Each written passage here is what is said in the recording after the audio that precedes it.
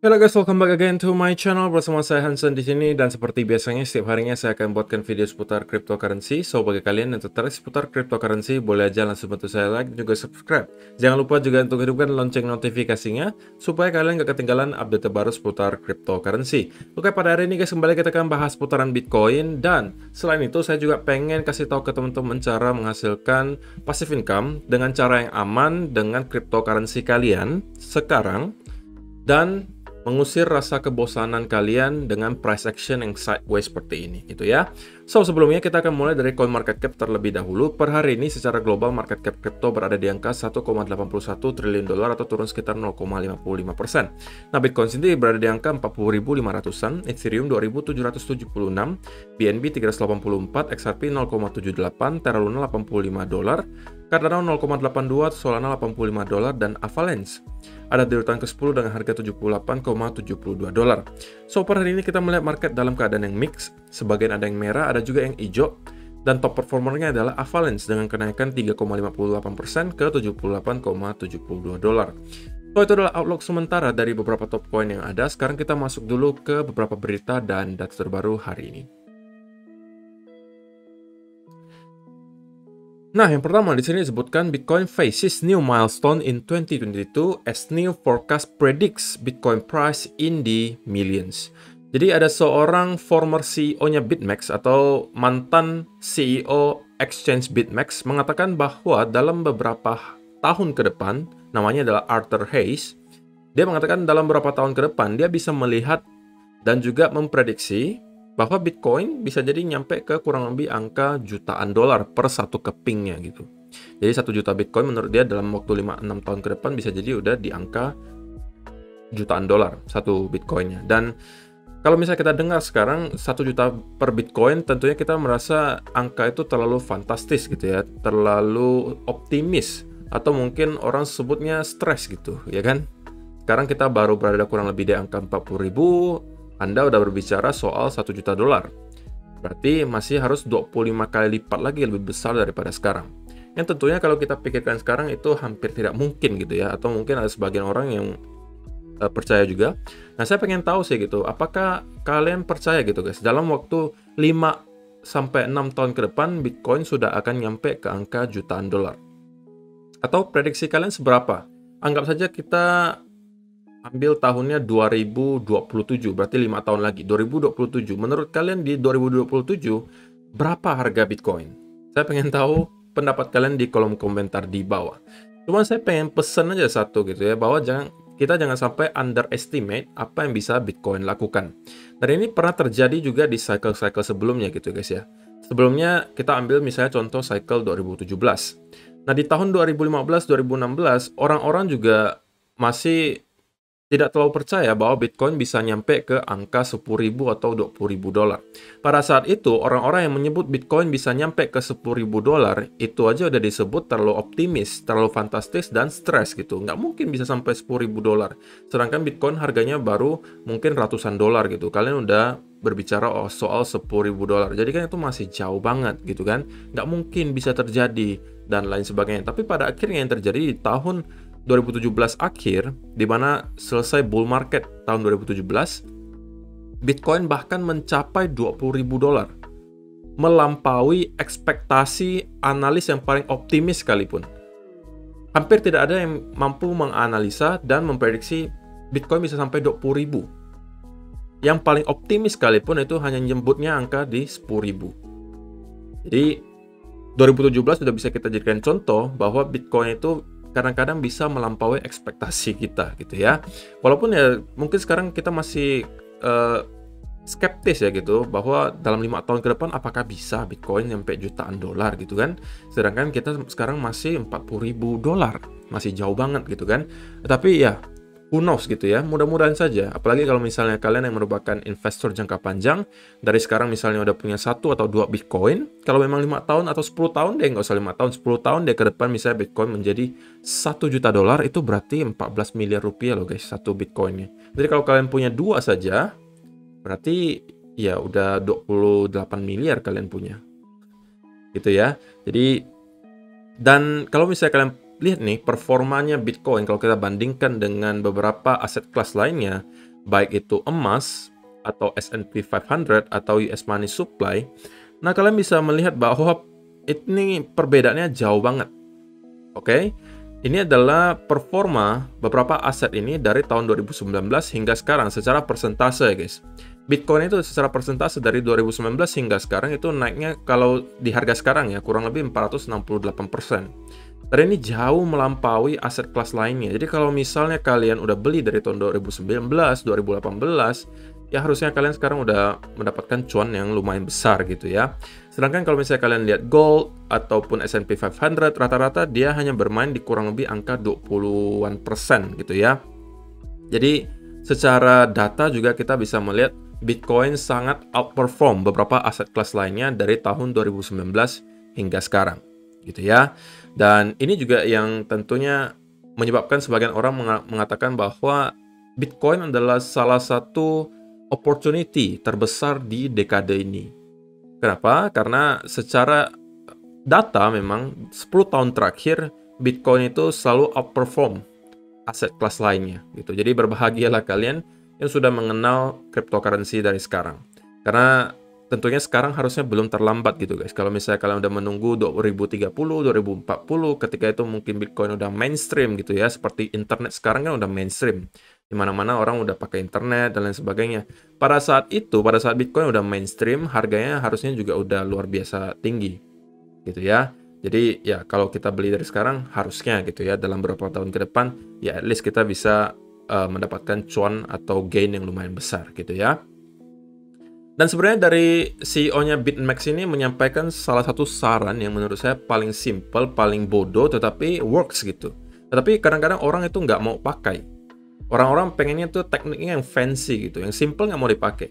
Dia mengatakan seperti ini, if you are willing to babysit your Bitcoin, then close your eyes, press that buy button, and concentrate on the safety of your family from a physical and monetary perspective. Jadi dia mengatakan kalau kalian merasa males gitu, mau pantau setiap hari di market, terus galau setiap hari mau beli di mana ya, kemudian harganya hari ini berapa, besok berapa, lusa berapa, ya udah kalian gini aja, kalian press the buy button, kalian klik saja membeli, katanya si CEO-nya, former CEO-nya BitMEX ini, kalian klik beli, kemudian udah tinggalin aja. Anggap aja itu kalian nggak pernah beli, kalian boleh aja delete, misalnya kalian beli di Binance atau Bybit gitu ya. Setelah kalian beli Bitcoinnya, 1 Bitcoin misalnya, atau setengah Bitcoin, sudah, delete saja. Binance-nya, delete aja Bybit-nya, kemudian 5-6 tahun kemudian, kalian baru buka lagi. Dan harusnya gitu ya, secara data historis, setiap orang-orang yang berada di cryptocurrency dan sudah hold di atas 4 tahun, harusnya bakalan cuan gitu. Ini adalah cara yang paling simple untuk kalian-kalian memang males gitu, pengen lakukan riset, pengen analisa lah, keadaan ekonomi lah, dan lain sebagainya. Udah, ini cara yang paling simple, nggak usah yang terlalu fancy gitu. Secara data, ini adalah cara yang paling simple untuk menghasilkan di kripto, tetapi yang diperlukan di sini hanya satu gitu, kalian harus sabar. Nah, kadang-kadang ini yang membuat orang-orang itu kehilangan gain yang besar, karena mereka nggak sabaran gitu guys. Pengen belinya sekarang, bulan depan kaya, atau mungkin ada yang pengen beli sekarang, minggu depan kaya raya. Ini karena mungkin efek dari apa ya? Efek dari medsos kita sekarang yang kebanyakan menunjukkan bahwa menjadi kaya raya itu gampang. Kalian cukup lakukan ini, minggu depan kalian akan jadi kaya raya dan lain sebagainya. Jadi mindset kita udah terbentuk itu pengennya kaya cepat gitu. Bukan tidak mungkin bisa terjadi, tetapi itu bukan cara yang paling aman dan probability untuk menjadi orang seperti itu sulit gitu guys. Mending kita cari yang aman saja, sabar aja, disiplin, pakailah cara yang memang udah terbukti works, dan udah, disiplin aja, sabar. Dan kalian harusnya akan fine aja gitu ya. So, itu adalah yang pertama. Kemudian yang kedua ini dari Will Clemente dari segi data on-chain. Ini lagi-lagi ada illiquid supply shock ratio going essentially vertical. Supply continues to get absorbed by entities with a low statistical history of spending their Bitcoin. Jadi lagi-lagi guys, per hari ini kita masih melihat illiquid supply itu naiknya malah vertikal banget, alias cenderung parabolik gitu ya.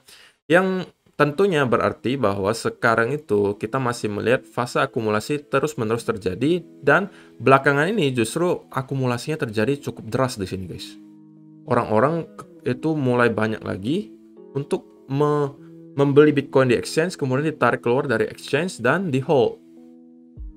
Semakin tinggi atau semakin jauh divergence-nya, ini kan udah tercipta divergence nih guys. Ini seperti yang terjadi di sini kan, dimana harganya terus-menerus ditarik turun, sedangkan illiquid supply-nya udah start naik. Ini kan divergence gitu kita sebutnya. Semakin jauh divergence-nya atau perbedaannya, harusnya ketika nanti demand kembali masuk ke market, kita bakalan melihat pergerakan pasar yang sangat volatil ke atas. Harusnya seperti itu ya guys. Tetapi tentunya pertanyaannya sekarang, kapan kita akan mendapatkan trigger tersebut atau pemicu demand yang besar kembali masuk ke market? Itu kita belum tahu dan kita tidak bisa menebak kapan gitu. Bisa jadi gitu ya, misalnya tiba-tiba Apple mengumumkan, wah kami menerima kripto sebagai pembayaran, atau misalnya siapapun lah gitu, yang bisa menjadi sebuah katalis besar dan menyebabkan para investor kembali berhamburan masuk ke market, demand-nya kembali besar, dan itu bisa jadi akan membuat pergerakan yang sangat volatil. Dan karena supply-nya udah terus-menerus tergerus, alias supply-nya sekarang udah sangat low, yang ditunggu sekarang hanya demand-nya. Apabila demand-nya nanti meroket, nah itu kita baru akan ngelihat lagi yang sering saya sebut sebagai efek ketapel. Gitu ya. Kenapa sampai sekarang belum terjadi? Karena dari segi demand ini kelihatan masih belum terlalu banyak gitu guys. Karena tentunya ya kita masih dihantui dengan beberapa hal ya. Tentunya dari segi keadaan makro, keadaan ekonomi global, juga perang Rusia-Ukraina, dan lain sebagainya. Jadi uncertainty sekarang itu masih terlihat cukup tinggi. Itu yang membuat mungkin sebagian investor masih ragu gitu untuk masuk ke market sekarang. Gitu ya. So, yang terakhir, saya pengen kasih tahu aja untuk jawaban yang terakhir yang tadi saya sampaikan di awal video. Untuk kalian merasa bosan dengan price action Bitcoin gitu ya, kemudian kalian pengen menghasilkan passive income dengan cara yang aman, maka kalian bisa langsung aja ke Bybit dan kalian bisa melakukan staking fleksibel. Karena di sini kalau kalian perhatikan, kalian bisa staking stablecoin guys, itu APY-nya bisa hingga 20%. Itu besar banget. Dan daripada kripto kalian nganggur, mending kalian staking. Tetapi kenapa saya kasih taunya di Bybit? Karena di Bybit itu ada fitur flexible staking. Artinya apa? Kalau misalnya staking yang biasa, maka kripto kalian itu tidak akan bisa kalian gerakkan dalam jangka waktu tertentu. Misalnya kalian staking setahun. Ya setahun itu kripto kalian nggak bakalan bisa ditarik atau nggak bisa diapa-apain gitu. Hanya bisa staking saja. Tapi kalau misalnya kalian staking fleksibel, kapanpun kalian akan memakai dana tersebut, kalian bisa tarik gitu. Jadi itu makanya disebut fleksibel. Dan daripada cryptocurrency Bitcoin, Ethereum, USDT, USDC-nya itu nggak diapa-apain, mending kalian staking di sini. Dan salah satu yang mencolok bagi saya adalah UST di sini, atau Terra USD. Itu APY-nya 20%. Jadi anggapan misalnya kalian, ini kan stable coin gitu guys. Jadi kalian nggak usah khawatir juga harganya bakal drop, karena kan stable coin gitu. Kemudian daripada nganggur, misalnya kalian punya USD 100 juta rupiah misalnya. Kalian taruh di sini, dan APY-nya 20%. Berarti dalam setahun kalian bisa menghasilkan 20 juta rupiah dengan cara yang aman gitu guys. Kalian nggak usah khawatir harganya bakal drop karena ini stable coin. Dan kapanpun kalian pengen pakai dananya, ini bisa langsung kalian tarik gitu. Karena ini flexible staking. Apalagi kalau kalian mempunyai modal yang besar, misalnya 1 miliar rupiah. 1 miliar rupiah berarti dalam setahun kalian menghasilkan 200 juta rupiah secara pasif, nggak ngapa-ngapain gitu guys. Oke, jadi kalaupun misalnya anggapan kalian nggak mau setahun, misalnya pengennya setengah tahun aja, kemudian kalian melihat udah ada peluang di market, kalian pengen tarik uangnya, kapanpun bisa, gitu ya. Jadi kalau misalnya kalian memang tertarik dan belum punya akun Bybit, silahkan kalian daftar dulu dengan link yang sudah saya sediakan di kolom description di bawah. Karena kalau kalian menggunakan link tersebut, kalian berkesempatan untuk mendapatkan berbagai bonus menarik. Dan kalau kalian deposit, kalian akan mendapatkan bonus tambahan. Totalnya mungkin bisa sampai 600-an USD. Tentunya itu maksimal ya guys ya. Belum tentu kalian akan dapat semua, tapi bisa hingga 600 USD bonusnya gitu. Kalian nanti tinggal masuk aja ke link yang saya sediakan di bawah, daftar, kemudian kalian bisa cek caranya seperti apa. Mungkin saya akan nanti buatkan videonya nanti malam untuk menjelaskan lebih detail gitu ya, berbagai fitur baru yang menurut saya cukup menarik di Bybit. Selain ada staking fleksibel ini, nanti juga saya akan jelaskan lebih detail soal staking fleksibel di video nanti malam. Oke? So, itu adalah beberapa data dan berita terbaru hari ini yang pengen saya sampaikan untuk kalian. Sekarang kita masuk dulu ke chartnya Bitcoin, dan kita akan mulai dari daily chart terlebih dahulu.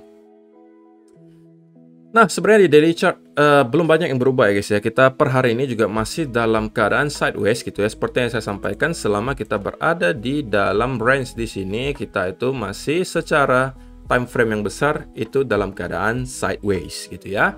Nah, kalau kita lihat di daily chart, tentunya kita juga masih bermain di sebuah pattern yang sebagian orang mungkin sebutnya sebagai ascending triangle, atau mungkin ada yang sebutnya sebagai pennant atau symmetrical triangle. Terserah kalian lihatnya dari segi mana gitu ya. Nah, sekarang kita berada di pertengahan pattern tersebut. Dan kalau misalnya kita zoom in sedikit ke 1 hour chart, maka kita akan menemukan pattern yang dari kemarin udah kita sebutkan ya guys, yaitu adalah pattern bullish flag gitu. Dimana sekarang itu lebih jelas ya bullish flagnya. Dan harusnya ini udah termasuk cukup valid. Dan menurut saya pribadi, harusnya ini adalah pertanda baik gitu ya. Dimana berarti market sekarang udah mampu untuk memaintain harga di atas 40.000. Oke, itu adalah indikasi baik menurut saya. Tetapi tentunya dengan beberapa catatan gitu ya. Titik invalidasinya menurut saya tentunya adalah di trendline di sini. Oke. Kalau misalnya ternyata kita nanti breakdown dari bull flag di sini sekaligus dari trendline di sini, tentunya ini adalah indikasi bahwa para seller udah kembali masuk dan bisa jadi kita akan kembali down meretest ke sekitaran area trendline di sini di 38 ribuan gitu ya. Tetapi kalau misalnya kita melakukan breakout ke atas, oke, disertai dengan peningkatan secara volume, maka bisa jadi menurut saya kita akan kembali melakukan rally ke atas, dan menurut saya at least kita akan ngeretest area high sebelumnya di sini $42.000, yang kalau misalnya momentumnya cukup deras ke atas, maka kita bisa langsung juga strike menuju ke sekitaran 43 dan 44.000. Oke, jadi itu adalah outlook dari saya hari ini. Secara short term tentunya kita harus melihat nanti apakah bull flag ini mampu ditembus di breakout ke atas, karena kalau misalnya mampu, harusnya ini merupakan indikasi baik dan sepertinya kita akan melanjutkan kenaikan ke atas. Minimal menurut saya akan menyentuh ke sekitaran area high di sini 42 ribuan. Oke. Yang harus kalian ingat juga, sekitaran area ini merupakan area key level di weekly chart, seperti yang sudah sering saya sampaikan gitu ya, di 42 sampai 43 ribu. Nah, di sini. Oke, nah ini adalah key levelnya gitu kan. Kita masih mempunyai, berarti kita hari Jumat hari ini kan, masih ada hari Sabtu dan Minggu untuk bisa breakout dan close di atas area 42.500 sampai 43.000. Kalau misalnya kita mampu close di atas ini, seperti yang sudah saya sampaikan juga, ini juga adalah pertanda baik dari weekly time frame, dan bisa jadi kita akan melanjutkan kenaikan ke atas dan mencapai ke kurang lebih angka 50-an ribu gitu ya. Dan secara Fibonacci retracement juga tentunya kita bisa menambahkan beberapa area ya. Nah, kalau misalnya kalian lihat di Fibonacci retracement di weekly chart, 0,382-nya nanti akan berada kurang lebih di angka 47 ribuan.